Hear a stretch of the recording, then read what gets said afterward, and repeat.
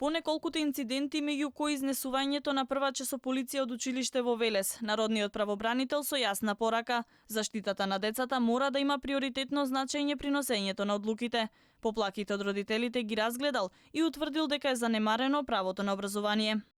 Овој ден е можност сите ние, како семејство, установи, како органи и институции да се запрашаме. Дали мерките и активностите што ги преземаме за децата се доволни? Успеваме ли да обезбедуваме пристап до правата на сите деца онака како што ни налага конвенцијата? И колку реално децата ги остваруваат истите? Резултатите покажуваат дека во Македонија, освен прекршување на правото на образование, има и многу деца жртви на семејно, меѓуврсничко, физичко, вербално и социјално насилство, како и деца кои се лишени од правото на безбеден дом. Од невладината меѓаши велат дека спречувањето на секако вид на насилство врз децата е пред се обврска на родителите.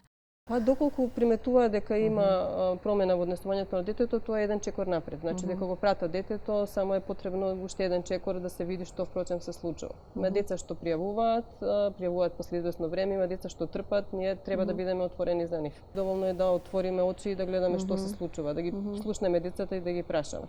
На повеќе од 200 деца во нашава држава годинава им се прекршени правата, што е сериозно зголемување во однос на минатите години, кога бројката се движела од 150 до 160 деца.